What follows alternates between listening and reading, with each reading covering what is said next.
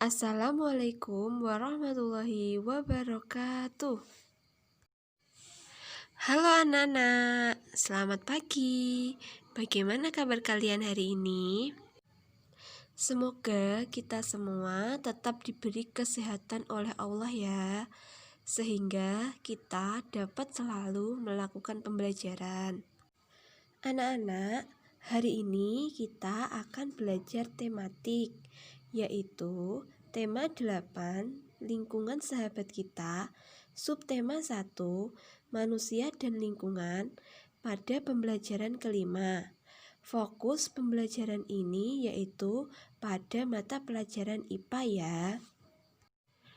Kompetensi dasar pada mata pelajaran IPA yaitu 3.8 menganalisis siklus air dan dampaknya pada peristiwa di bumi serta kelangsungan makhluk hidup. 4.8 membuat karya tentang skema siklus air berdasarkan informasi dari berbagai sumber. Indikator 3.8.1 melakukan percobaan tahapan-tahapan dalam siklus air seperti evaporasi, kondensasi, dan presipitasi. 4.8.1 mendiskusikan siklus air dan dampaknya bagi peristiwa di bumi serta kelangsungan makhluk hidup. Tujuan pembelajaran 1. Setelah adanya kegiatan berdiskusi, diharapkan peserta didik dapat menjelaskan pengaruh siklus air terhadap makhluk hidup. 2. Setelah adanya kegiatan mengamati, diharapkan peserta didik mampu mengidentifikasi urutan peristiwa dalam teks dengan benar.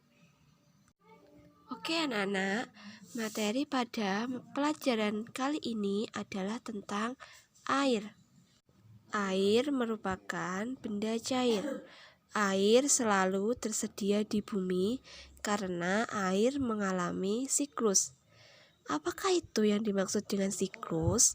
Siklus air atau siklus hidrologi merupakan sirkulasi atau perputaran air secara terus-menerus dari bumi ke atmosfer, lalu kembali ke bumi. Nah, bagaimana siklus air ini dapat terjadi? Siklus air dapat terjadi melalui proses penguapan, pengedapan, dan pengembunan.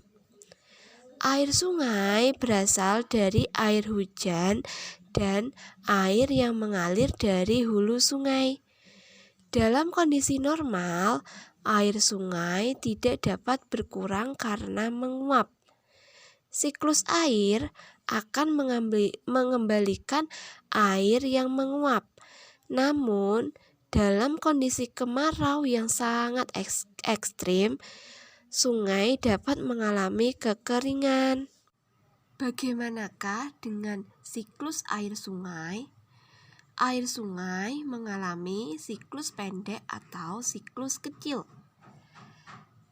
Apakah itu siklus pendek atau siklus kecil? Yaitu air laut menguap menjadi uap gas karena panas matahari atau evaporasi. Kemudian terjadi kondensasi dan pembentukan awan, kemudian turun hujan di permukaan laut. Dalam kehidupan, air memiliki banyak manfaat.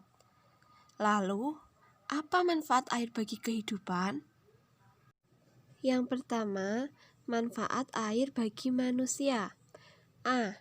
Keperluan rumah tangga. Misalnya, air digunakan untuk minum, masak, mandi, mencuci, dan lain sebagainya. B. Keperluan industri. Misalnya, air untuk bahan baku minuman kemasan. Air untuk pembangkit tenaga listrik. C.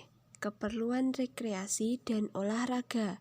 Misalnya untuk renang, selancar, dayung, dan arum jeram. D. Keperluan pertanian. Misalnya air digunakan untuk mengairi sawah. Keperluan peternakan, misalnya untuk memelihara ternak. Keperluan transportasi, misalnya untuk pelayaran. Yang kedua, manfaat air bagi hewan, yaitu A. Untuk minum. Hewan memerlukan air untuk metabolisme dalam tubuh. B. Untuk produksi susu. Bagi hewan yang menyusui air, sangat berperan dalam proses produksi susu. C. Sebagai tempat hidup. Ada beberapa hewan yang hidup di air, misalnya berbagai jenis ikan, udang, lumba-lumba, dan ikan paus. D. Untuk membersihkan diri, misalnya kerbau membersihkan tubuhnya dengan cara masuk ke dalam air. Sebagai alat perlindungan. Kuda Nil menghabiskan sebagian besar waktunya di dalam air agar kuda Nil bisa menghindari panas terik di siang hari. Sebagai senjata. Ikan pemanah adalah penembak jitu di dalam sungai dan sebuah jet air adalah senjatanya. Dengan bidikan yang tepat, ikan ini mampu mengambil serangga apapun dalam beberapa meter tanpa menggunakan apa-apa selain air yang disemprotkan dari mulutnya. Ketiga, manfaat air bagi tumbuhan, yaitu A. Sebagai tempat hidup.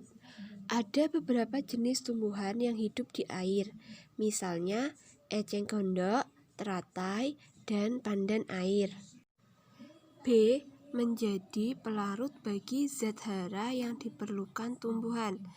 Zat hara yang ada dalam tumbuhan dilarutkan oleh air dan diedarkan ke seluruh tumbuhan. C.